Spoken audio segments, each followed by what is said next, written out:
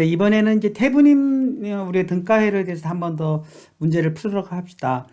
태브닌 등가회로는 기본적으로 다시 한번 정리해 보자면은 먼저 회로를 이렇게 끊었을 때 그 끄는 단자의 전압을 먼저 구하는 거 하고 그 다음에 그 단자를 기준으로 했을 때 저항을 구하는 모듈을 하는 것이 일단 태브닌 등가회로입니다. 그래서 태브닌 등가회로는 자꾸 이렇게 설명을 해봤자 아마도 추상적인 의미밖에 없기 때문에 실제 문제를 통해서 한번 풀어보는 게 가장 중요한 것 같아요. 그래서 일단은 문제를 한번 푸는 걸로 해가지고 한번 연습을 해보는 걸로 다시 한번 해보도록 하겠습니다. 자, 다음과 같은 태블인 이퀴벌런트를 구해보라 하는 건데 다음과 같은 문제에 우리가 전압을 먼저 구해보자는 거예요. 그럼 전압을 구하는 거를 한번 해보도록 하겠습니다. 36V가 여기서 걸리고 저항이 이렇게 걸렸을 때 VT가 어떻게 되겠는가 이거를 한번 연습을 같이 한번 해보도록 하죠. 네, 자, 이 문제에서는요 여러분이 보시기에는 어떻게 하나요? 처음에는 태블인 등가회로의 첫 번째 단계는 먼저 저항 RT를 구하는 것이죠. 그러니까 이쪽을 바라보았을 때 이 단자와 이 단자를 사이로 이쪽의 모든 이 저항을 어떻게 구할 것이냐 하는 것인데 태블인 등가회로에서는 이 저항을 우선 전압이 없다고 가정을 하는 거죠. 그래서 이쪽 모양으로 이 전압이 없다고 가정하고 이 전체의 이제 RT를 구하는 문제가 됩니다. 그렇죠? 이 전원 부분이 그냥 전선으로 연결됐다고 가정을 하고 이쪽을 바라보았을 때 이 저항은 병렬 연결 아닙니까? 병렬 연결인 경우에는 그쵸? RT의 병렬 연결은 3과 여기서 3과 그다음에 6의 병렬 저항이니까 여기 3과 6의 병렬 저항을 구하는 공식은 어떻게 되죠? 네. 각각의 역수와 그리고 6분의 1의 역수 그리고 그거의 역수가 되는 것이죠. 그러니까 양변을 이걸 뭐 구해보면은 이건 뭐 양옆을 아래 위를 6으로 곱해주면은 6이 되고 여기는 1이 되고 여기는 뭐가 돼? 여기가 2가 되고 여기가 1이 돼서 결과는 2가 나오는 거니까 수식으로도 금방 손으로도 풀 수가 있는 것이고 두 번째로는 우리가 VT 이 단자에 걸리는 VT를 구해보자는 거예요. 그러니까 VT는 이제 이거를 구하는 거죠. 여기에 뭔가 단자의 저항이 VT라는 것이 이렇게 있다고 하면은 이 V가 걸렸을 때 실제 이 VT가 어떻게 되겠는가 하는 문제인 것이죠. 여기 VT가. 그러면 이 VT를 구하기 위해서는 여기 V가 이제 흐르는 우리가 VCL로 결국은 뭐라 그럴까요?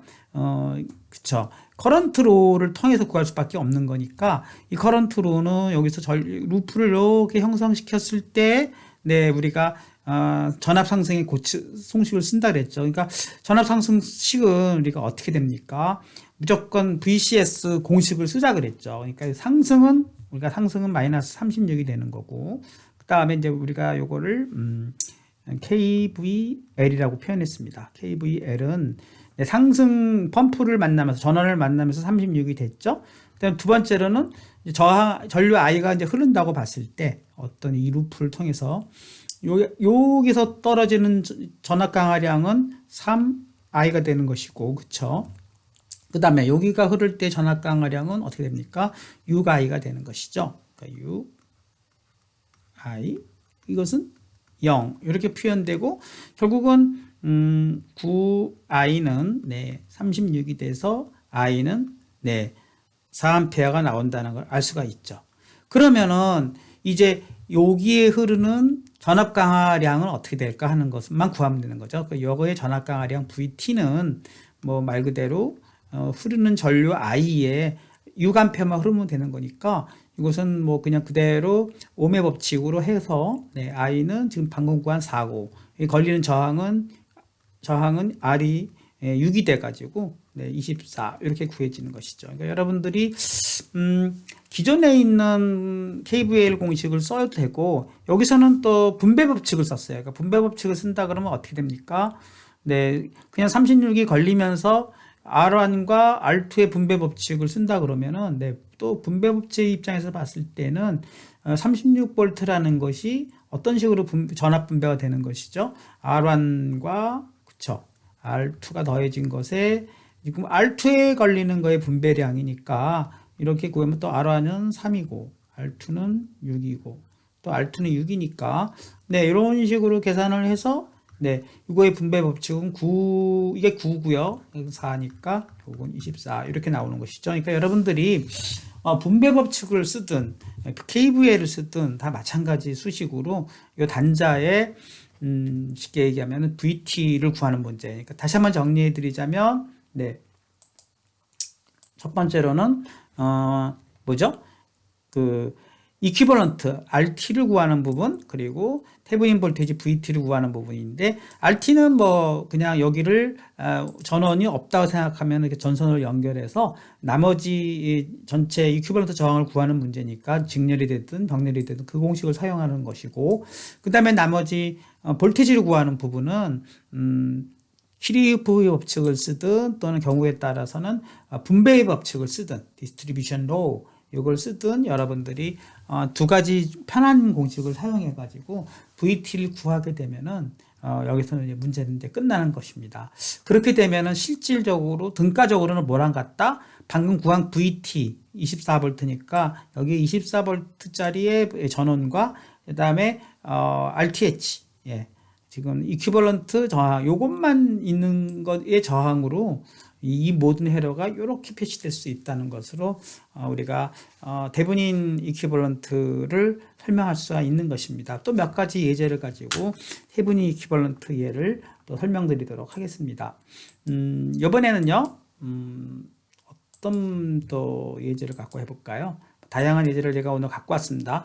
네. 노튼 이퀴벌런트를 또 구해보자고 그랬어요. 이거는 이제 같은 문제를 이번에 노튼 이퀴벌런트를 구해보자는 거예요. 그건 또 어떻게 구할까 하는 것이에요. 그 노튼 이퀴벌런트는 태브닌 이퀴벌런트랑 좀 틀리게 어떻게 표시할 수 있냐면 첫 번째로는 우선 저항을 구하는 건 똑같아요. 저항은 아까 구했듯이 우선 노튼이든 뭐든 여기를 전선으로 연결시켜 가지고 저항을 구하는 문제는 아까랑 변함이 없는데 전류를 구하는 부분은 아까랑 뭐랑 똑같다. 네. 여기에 흐르는 커런트 루프를 역시 KVL을 통해서 구한다 그랬죠. 그러니까 아까 KVL을 구하는 부분을 보면은 네. KVL 같은 경우는 여기서 이 전류 루프를 우리가 맨 처음에 형성해 가지고 전류 루프가 네, 여기서부터 이렇게 형성된다고 했을 때 여기 전류 I가 있다고 하면은 아까처럼 그 전류 루프는 또 KCL을 또 동원해야 되겠죠. KCL 동원하니까 자 여기서는 마이너스 36 그쵸? 똑같이 아까 걸 또 반복하는 거죠. 전압원에서는 전압 강화의 입장에서는 마이너스가 되는 것이고 그다음에 여기서는 뭐가 되는 것이죠? 네. 네. 3i가 흐르는 거니까 그러니까 여기서는 역시 3i의 전압 강화 그쵸 6i의 전압 강화가 돼서 이것이 0이 돼 가지고 역시 9i는 36으로부터 네, i는 4A 이렇게 나오는 것이 되겠죠. 근데 중요한 거는 뭐죠? 네. 사실은 이건 그렇죠. 실제 노튼 루프에서는 여기를 전선을 이렇게 연결시켜 가지고 연결했을 때 여기에 흐르는 I를 구하는 문제예요. 그렇게 되면은 실질적으로는 그렇죠. 여기가 연결되는 거죠. 여기를 구했을 때는 이 지점에서 저항과 그냥 도선이 병렬 연결이 되는 거니까 얘는 없는 거나 다름이 없다는 것이죠. 이것이 또 중요한 포인트입니다. 그러다 보니까 여기에 흐르는 전류는 전압 강화량을 써보면은 어떻게 됩니까? KCL은 네 다시 요거에서부터 마이너스 36하고 이게 사라져 버렸기 때문에 이번에는 마이너스 36 그 다음에 3i 네 그렇게 되고 이 부분이 사라져 버리는 거죠. 그렇게 돼서 i는 12가 나오게 되는 것이다. 12가 이렇게 나와줌으로써 이제 노튼의 등가 회로를 본다 그러면 여기에 12의 어떤 전류항 그 다음에 전압은 요거 하나가 들어가는 거니까 네 전압은 그대로 2A의 저항인데 저항은 저항과 이것이 병렬로 연결된 것이 노튼의 등가 회로니까 여러분들이 노튼 등가 회로와 뭐라 그러죠? 태브닌 등가 회로를 조금 다양한 예제를 갖고 지금 해보고 있습니다. 네, 하나 더 해보겠습니다. 이걸 지우고 자, 다음 같은 회로에 태브닌과 노튼의 이퀴벌런트를 다 구해보라고 했어요. 그러니까 첫 번째로는 태브닌만 한번 구해봅시다. 자, 이번에는 이제 모양이 좀 반대로 어떤 모양이 됐냐면 이쪽을 이제 끊어본 거예요. 이 회로에서 이쪽이 끊겼을 때 이쪽을 바라본 등가 저항을 구해보자 그랬어요. 첫 번째는 태블린 등가 회로로 하기 위해서는 전원이 선을 이렇게 연결시켜 버리고 그렇게 연결시켰을 때 이 전체의 RT를 구하는 문제가 되는 것이죠. 이거는 우리가 이 입장에서 이 회로를 봤을 때는 이걸 어떤 모양으로 그릴 수가 있어요? 네, 그것을 다시 그린다 그러면은 저는 요거를 수직으로 세워 보겠어요. 그러면 요거를 이렇게 여기에 유고음이 있고 그 다음에 얘는 등가적으로 네, 요런 식으로 표시할 수가 있지 않을까요? 그래서 여기가 12옴, 네, 여기가 4옴 이렇게 돼서 이 전체의 저항을 구해봐라. 이런 문제랑 이게 등가적으로 위상적으로 같은 거죠. 요 모양이나 같은 겁니다. 잘 보세요. 6옴이 여기로 올라갔고 4옴과 12옴이 밑으로 이렇게 내려가지 않았습니까? 그럼 얘의 전체 저항은 어떻게 표시되느냐? 그건 어떻게 표시될 수가 있어요? 그거는 6옴과 그쵸 12옴과 4옴은 병렬로 연결되고 6옴과 그 병렬된 것은 직렬로 연결되는 거니까 이 전체 RT는 이렇게 구할 수 있는 것이고 그러면 이제 그 다음부터는 손으로 여러분들이 또 풀어보면 되겠죠. 12의 병렬은 역시 12분의 1 그쵸 4분의 1 또 위에가 뭐가 되는 거예요? 그게 역수가 되는 거죠. 그러면 어떻게 됩니까? 6은 그대로 쓰고 11을 양옆으로 곱해주게 되면 여기가 1이 되고 여기가 3이 돼서 그쵸 4, 3, 10이 되고 그 결과가 뭐랑 더해지는 거예요? 6과 더해지는 거니까 9가 나오는 거죠. 그러니까 전체적으로 요거의 모양의 전체 뭐라 그러죠? 등가 저항은 9가 나오는 것입니다. 이제 VT를 구하는 문제이죠. VT는 어떻게 구한다 그랬죠? VT는 여기가 이제 또 존재를 24V로 존재를 하는 거고 자, 이 상태에서 24V는 존재를 하는 상태에서 여기에 걸리는 전압을 구해보자는 거예요. 그쵸? 여기에 걸리는 전압을 이제 우리가 VT라고 한다 그러면은, 여기에 걸리는 전압을, 네, VT라고 한다 그러면, 안 써지는데요. 다시 VT. 네. 여기에 걸리는 전압을 VT라고 한다 그러면은, VT는 우리가 어떻게 구할 수 있을까요? 여기서는 이제 분배 법칙을 사용했어요. 볼테이지 분배 법칙을 사용해서, 그러면, 여기를 직선으로 여기 이 입장에서 봤을 때 결국은 여기에 걸리는 전압은 여기 이렇게 보니까 사실은 여기가 끊어졌기 때문에 우리가 기본적으로 태블린 회로는 얘는 또 존재를 마치 안 하는 거랑 똑같은 상태예요. 이게 또 기본적인 핵심입니다. 그쵸? 전류가 여기서는 흐르지 않기 때문에 여기서 전류가 흐르질 않기 때문에 여기가 이제 VT 지점이 되는 거예요. 그러니까 요 지점의 전이나 요 지점의 전이가 같다는 것에 이제 포인트가 또 숨어진 것이니까 그럼 요게 6옴이 이게 필요가 없어진 것이죠. 그러면 우리가 봤을 때 요 그림은 뭐예요? 분배 법칙으로 봤을 때 24V가 여기서 걸리면서 그쵸? 네, 여기 24V 걸리면서 4옴과 12옴으로 분배되는 이거를 우리가 써본다 그러면은 이런 식으로 써볼 수가 있는 거죠. 4옴과 네, 12옴이 이렇게 돼 있고 여기에 네, 12V가 아니죠. 24V가 걸렸을 때 VT가 요 지점이 되는 것입니다. 네. 그렇기 때문에 이게 요 부분에 대한 전압은 분배 법칙으로 적용한다 그러면 VT는 어떻게 될 수가 있어요? 24V에 대해서 네, 요 전압 이 저항의 합 그러니까 결국은 그림으로 봤을 때 4옴과 12옴 아닙니까? 여기가 지금 요 그림으로 봤을 때 여기가 지금 4옴의 자리이고 그쵸? 여기가 4옴의 자리이고 제가 조금 움직여가지고 네, 여기가 4옴의 자리이고 여기가 12옴의 자리이지 않습니까? 그러니까 24V가 걸려서 분배 법칙으로 봤을 때는 12와 여기가 4가 되고 그 다음에 여기가 12가 걸리는 거니까 여기를 12를 써줌으로써 네, 분배 법칙으로 표시할 수 있는 것이고 이것은 전부 양옆을 4로 나눈다 그러면 3 여기는 4로 나눈다면 어떻게 됩니까? 네, 어떻게 돼요? 16분의 네, 그냥 그대로 12로 놓고 24가 되는 것이고 8로 나눠버리면 되겠네요. 그럼 8, 26, 83, 24 이렇게 되고 네, 그러면 2, 6, 12 이렇게 돼서 6, 3, 18 이렇게 나오게 되겠네요. 그러니까 여러분이 암산을 해보면 이렇게 나올 겁니다. 그러니까 결국은 전압의 분배 법칙으로 18을 구할 수 있고 또 아까 얘기한 대로 병렬 저항을 구할 수 있죠. 그 다음에 노튼 회로를 구해보라 했으니까 노튼 회로는 이제 또 어떻게 구합니까? 노튼 회로도 한번 같이 해보시죠. 네, 여러분이 한번 같이 문제를 풀어나가는 측면에서 해보시면 됩니다. 자, 노튼 회로는요, 여기를 직선으로 어차피 노튼 회로는 요 노튼 회로지만 등가 저항은 똑같으니까 여기서 구한 구를 그대로 쓰고 위에서 구한 구를 쓰고 여기를 직선으로 또 연결했을 때 여기에 흐르는 전류 I를 구하는 것이 이제 노튼 전류가 되겠죠. 요거를 어떻게 구할 것이냐는 부분입니다. 요것도 이렇게 살펴보게 되면은 결국은 요 부분에 흐르는 전류는 커런트 디스트리뷰션 로로 우리가 표시할 수가 있어요. 어떻게 표시할 수 있죠?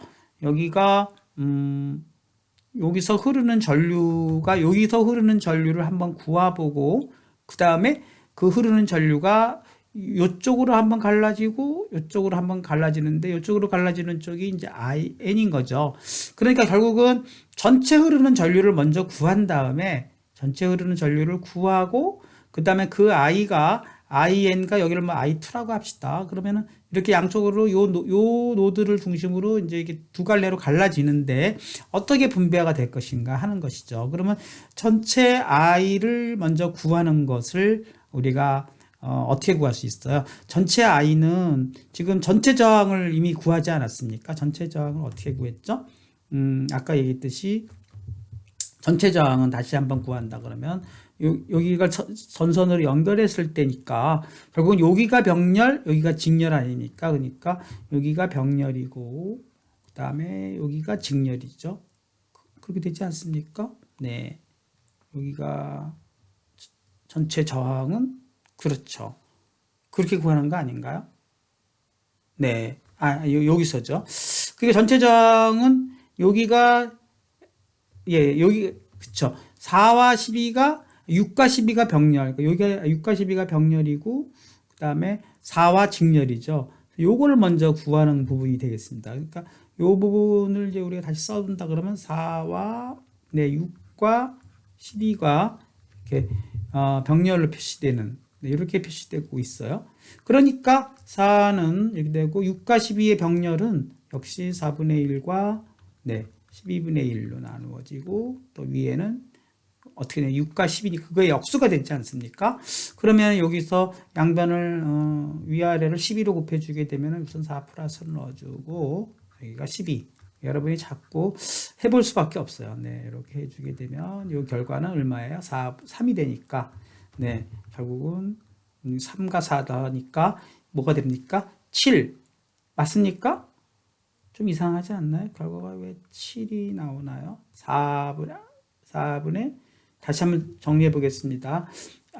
네네네. 6과 10이네요. 4와 12가 아니라 여기서 틀렸죠? 6분의 1. 6과 10이죠. 그러니까 12로 곱하면 위에가 12, 아래가 2와 1. 여기가 2와 1이네요. 어쩐지 좀 이상하게 나왔습니다. 그러니까 3분의 12가 돼서 여기가 4가 되겠고 결국은 8이 나오는 거죠.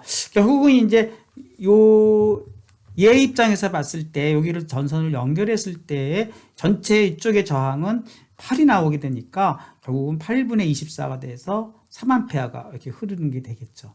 그 다음에 이 3A가 이제는 뭐죠? 전류의 분배 법칙에 의해서 분배가 되는 것이니까 결국은 요거를 3으로 놓고 요건 이제 3이라고 놓은 상태에서 전류의 분배 법칙이니까 얘가 6분의 1과 12분의 1로 분배되는 쪽이지 않았습니까? 그러니까 밑에 분배되는 쪽은 다 6분의 1과 12분의 1을 넣고 그 다음에 또 어디죠? 이쪽으로 흐르는 쪽이니까 위에다가 6분의 1을 놔줘야 되겠네요. 그래서 여러분들이 요거를 이제 계산해 주게 되면 요것도 한번 계산해 보겠습니다. 3과 여기가 6분의 1과 12분의 1 그 다음에 여기가 6분의 1 아닙니까? 이렇게 놓고 그 다음에 계속 3 곱하기는 써주고 위아래 분모 분자를 12로 곱해주게 되면 2와 1이 되고 여기는 2가 되네요. 그러니까 3, 3 지워지니까 2가 됩니다. 그래서 단순히 이게 산술이지만 여러분들이 이 노튼 회로를 구하는 거, 태분인 회로를 구하는 거 자꾸 반복 연습을 해서 또 요 문제에 대해서 여러분들이 한번 계속 해보시면 될 것 같습니다. 그래서 제가 다양한 예제를 갖고 지금 여러분들과 함께 지금 복습을 해보고 있습니다. 또 어떤 예제를 한번 볼까요? 네. 좀 더 이런 예제도 한번 풀어보죠. 자, 이번에는 전원이 두 개가 있어요. 전원이 두 개가 있는 거를 한번 태분인 회로를 통해서 풀어보자 그랬어요. 그러니까 결국은 전원이 두 개가 있는 복잡한 회로처럼 보이지만 오른쪽 회로를 태분인으로 바꿔보라 그랬어요. 그러니까 오른쪽 회로를 태분인으로 바꾸게 되면 결국은 얘는 네 IRT 이런 모양이 되지 않습니까? 그래서 이런 모양으로 해놓고 그 다음에 이제 그쵸? 우리가 실제로 태분인 회로를 한번 구해보는 것입니다. 그러니까 자 태분인 회로로 얘를 RT 모양으로 이제 바꾼다 그러면 어떻게 될까요? 하는 것이죠. 그러니까 결국은 태분인 입장에서 한번 풀어보겠습니다. 풀어보죠. 네. 첫 번째로 어떻게 하면 되는 것이죠? 태분인. 자, 여기다 이렇게 놓고. 자, 태분인 회로의 입장에서는 무조건 요 VT를 끊어주죠. VT를 끊어주면은 여기가, IT, 요 부분을 끊어주는 겁니다. 그쵸. 그러니까 여기를 태분인 입장에서는 오프 상태, 전류는 오프 시킨다 그랬어요. 그러니까 전류를 오프 시키게 되면은 남는 거는 지금 여기를 또 이렇게 여기를 이렇게 잘랐지 않습니까? 이렇게 자른 거 상태에서 전류를 끊었다고 가정을 하면은 요거 남는 거는 요거밖에 안 남는 거죠. 그치, 모양이. 이런 모양이 남는 거니까 이거의 RT는 그냥 뭐 저항 하나밖에 안 남는 거니까 RT는 태분인 입장에서는 RT 하나밖에 안 남네요. 그러니까 RT는 4 이렇게 되는 것이 첫 번째. 얘를 태분인으로 본다고 했을 때 저항은 네 태분인 저항은 4라는 걸 구할 수 있고 그 다음에 두 번째로는 뭐죠?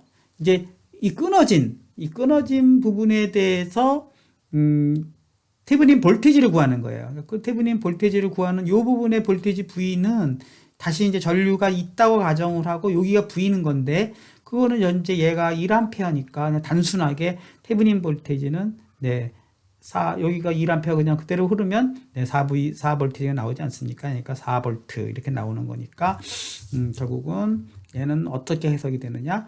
네, 요거가 4V 네, 여기가 RT가 4옴 그렇게 표시만 될 수 있다면 네. 이게 표시될 수 있다면 이게 태분인으로 예, 들어간 것입니다. 여러분이 요 문제 이렇게 이제 태분인 요 회로를 이런 식으로 바꿀 수 있느냐 하는 이제 부분 그거를 또 하나 연습을 해보는 문제라고 보여집니다. 그래서 여기에서는 그냥 이런 회로를 딱 끊었을 때 이런 전류와 저항의 병렬로 연결되어 있는 요 회로를 태분인으로 바꿀 수 있느냐 할 때 단순하게 이러한 동작으로 부하는 부분이니까 방법 2를 제가 또 설명을 했는데 방법 2는 다루지 않겠어요. 네, 만들고 보니까 방법 2는 굳이 여러분의 머리만 좀 아프게 할 뿐이지 그냥 태분인 회로로만 가도 충분할 것 같습니다. 네, 방법 1으로만 설명을 해도 네. 오늘 제가 이렇게 사실은 이제 펜마우스를 구매를 해가지고 쓰고 있는데 아직은 썩 제가 익숙치가 않습니다. 네, 한번 더 나가보도록 하겠습니다. 좀 더 복잡한 회로죠. 다음과 같은 회로의 태분인 네 다시 앞으로 빼서 다음과 같은 회로의 태분인 볼테이지를 구해보라 이거예요. 그러니까 결국은 태분인을 또 구하려면은 어떻게 하는 동작이죠? 여기를 또 끊는 거죠. 여기를 끊고 여기를 끊어서 여기를 이제 단자화를 하는 거고, 네, 이쪽을 단자를 하는 거고 지금 관심은 이쪽 회로는 관심이 없어요. 관심이 없고 그렇게 끊어졌을 때 이 회로를 관점으로 바라봤을 때 전체 RT를 구해야 되는 거죠. 전체 RT는 태분인 입장에서는 전류원들은 다 끊어버리는 겁니다. 그러니까 전류원들은 다 그냥 여기가 다 끊어졌다고 가정하는 거죠. 전류원 태분인 입장에서는. 그럼 남는 거는 뭐가 남아요? 끊어진 부분만 다 끊어버리면 남는 부분은 4옴, 그쵸? 8옴, 2옴만 남죠. 그러니까 4옴, 8옴, 네, 2옴만 남는 것입니다. 그럼 결국은 뭐 이 세 가지 저항의 뭐죠? 직렬만 남는 것이죠. 그러니까 여기가 8옴, 여기가 2옴 이렇게 이것만 남는 거고 나머지 다 끊어버렸잖아요. 그러니까 이 그런 관점에서 남은 회로의 전체 등가 저항 RT는 각각의 그냥 직렬 연결이니까 얘네들은 심플하게 다 더해주기만 하면 되네요. 그러니까 더해주기만 하는 동작으로 구하면 결국은 14라는 값을 단순히 구할 수가 있고, 그 다음에는 이제 테브닌 볼테이지를 구해야 되죠. 테브닌 볼테이지는 다시 얘네들이 존재를 한다고 보고 다시 존재를 하는 거니까 다시 내가 다 살려놓고, 자, 이곳이 있는 상태에서 요 양단의 저항, 여기의 저항을 구하는 문제니까 결국은 요로 고글 그림을 본다면 요 그림이 되지 않습니까? 다 존재를 하는데 여기서 지금 전류원이 두 개가 있는데 이 두 개를 하나로 합치는 방법은 방향만 반대니까 10-6해서 4옴짜리로 하나만 만들어 버리는 거예요. 그렇게 만들어 버리고 나머지는 그대로 써준 상태에서 이 단자의 VT를 구하는 문제이지 않습니까? 이것도 이렇게 보니까 여기는 VT는 이 전체 저항 입장에서 봤을 때 어떻게 표시할 수가 있어요? 네. 여기서 흐르는 전류를 먼저 구해야 되겠죠. 그러니까 요 흐르는 전류가 4A가 흐른다고 봤을 때 여기서 우리가 결국은 요 전위차를 구해야 되지 않겠습니까? 그러면 여기서 전체적인 뭐를 구해야 될까요? KVL을 통해서 우리가 그쵸, 전압강화 공식을 세우게 되면 어떻게 될까요? 여기서부터 이렇게 단자를 만들어 놓고 이제 여기서부터 전압강화 공식을 세우는데 여기서 보게 되면은 여기를 이제 그라운드로 처리를 하고요. 그 다음에 봤을 때 여기서부터 그렇죠. 전류의 방향을 이제 아무렇게나 우리가 임의로 지정을 할 수가 있는데 여기서 지금 전류원이 있기 때문에 이쪽으로 전류가 아랫 방향으로 흐른다고 가정을 하고, 그렇게 하다 보면은 네, 여기를 I1 윗방향으로 흐른다고 가정을 합시다. 그럼 결국 여기를 I1으로 흐르고요. 여기로 흐르는 전류는 우리가 현재로서는 아직은 모르는 값인데 끊어져 있잖아요. 끊어져 있으니까 여기는 0으로 흐르는 거예요. 그러면 결국은 여기서 말하는 VT 입장에서 봤을 때는 여기도 사실은 전압 강화량으로 봤을 때 여기도 VT가 되는 것입니다. 그렇죠. 그게 지금 여기서 어려운 점이고, 여기서는 또 보면은 여기 전류가 흐르질 않지만 여기는 또 전압원이 있어요. 전압원이 있는 상태에서 우리가 전압 강화 공식을 쓰는 그런 약간은 좀 복잡한 문제입니다. 한번 구해 보도록 하겠습니다. 먼저 여기서의 전압 강화량 공식을 보게 되면은 어떻게 되나요? 여기서부터 출발을 해보죠. 그러면 여기서부터가 출발을 해서 여기서부터 전류 이렇게 돌려보죠. 이렇게 해서 그렇죠. 이런 루프로 전류를 흐르는 루프를 갖고 전압 강화 공식을 써보겠습니다. 여기는 이제 그라운드라고 보고요. 여기가 그라운드로 봐야 되네요. 여기가 그라운드가 아니라 여기서 그라운드에서 출발을 해서 전압 상승이 일어났죠. 전압 상승이 일어났으니까 네, 그것은 전압 상승은 무조건 -4로 써주는 것이죠. 그 다음에 두 번째로는 여기에서 전압 강화가 일어나는데 사실은 여기선 전류가 흐르질 않죠. 그러니까 여기 전압 강화가 일단 없다고 보고, 그 다음에 여기서 봐서 여기서 전압 강화가 한번 일어났죠. 그러니까 전압 강화가 일어났는데 전류의 방향이 어떻게 됩니까? 네, 그렇죠. 강화량의 방향이니까 더하기 네 8I 1으로 표시를 하죠. 네, 이렇게 표시를 하고 다시 여기로 쭉 가서 여기서 전압 강화가 또 일어납니까? 안 일어나고 있죠. 왜요? 전류가 흐르질 않고 있지 않습니까? 그러니까 그대로 여기까지 가고 그 다음에 다시 여기서 VT만큼의 전압 강화가 일어났죠. 그러니까 플러스 네, VT는 0이다. 이렇게 표시할 수가 있습니다. 여기서부터 쭉 가면서 여기가 왜 전류가 안 흐른다 하는 것은 이게 끊어져 버렸기 때문에 전류가 안 흐르고 여기도 전류가 안 흐르고 여기는 전류가 안 흐르기 때문에 이 두 개의 저항에서는 전압강화가 발생을 하지 않았어요. 이렇게 해서 전압강화 공식을 루프를 형성하니까 결국은 여기서부터 다시 한번 설명하면은 전압 상승론에 의해서 마이너스 4, 여기서는 실제로 2ohm에서 전압강화가 일어나는데 전류가 흐르지 않기 때문에 0, 여기서 전류가 흐르니까 8i만큼의 전압강화, 다시 여기서는 4ohm을 통과하면서 전압강화가 한번 일어나는데 또 여기서 전류가 사실상 안 흐르니까 여기서 또 0, 또 여기서 통과하면서 다시 VT만큼의 전압강화, 그러니까 VT 이렇게 써주는 것이죠. 네, 그것이 이제 요 공식이 이제 여기서 쓴 공식입니다. 그래서 요거로부터 VT를 구해주게 되면은 VT는 어떻게 됩니까? 네, 마이너스 4 마이너스 8i가 되지 않습니까? 그렇죠. 8i 1이 되는 것이죠. 그런데 이제 i1을 또 구해야 되지 않겠어요? 근데 i1은 여기서 구하는 요 i1은요. 여기서 전류가 흐르지를 않기 때문에 요 i1은 다 이대로만 흐를 수밖에 없는 거고, 근데 결국은 이 i1이 여기로 흘러가면서 이게 4a라고 했으니까 결국은 i1은 4A라는 것이 나올 수가 있습니다. 그래서 이 값을 이렇게 대입하게 되면은 VT는 네, 4 마이너스 8 4가 돼서 네, 20 마이너스 28V가 나오는 것이 되겠습니다.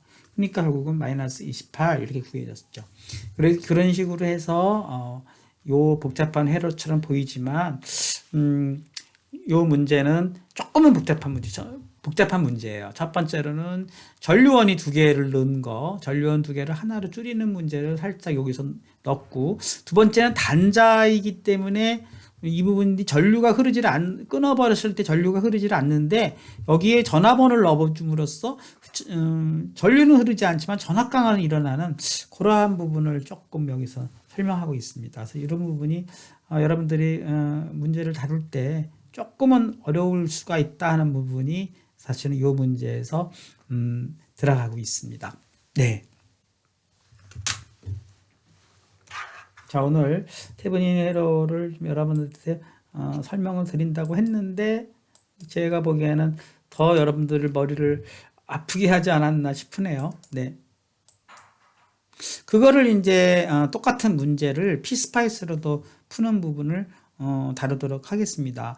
결국은 이 부분은 피스파이스로 다룰 때요, 이 부분을 여러분들이 네, 피스파이스로 다른 부분은 여러분이 한번 이렇게 보시면은 오프닝 문제는 우리가 피스파이스에서는 마치 0V의 전류원으로 풀 수 있다 이렇게 했습니다. 그래서 요거를 사실은 제가 나중에 다시 한번 정리를 해서 피스파이스와 태분인을 다음 시간에 한번 정리해야 될 것 같습니다. 예, 오늘 4주차 강의는 여기까지 해서 제가 마무리 짓는 걸로 하겠습니다. 네.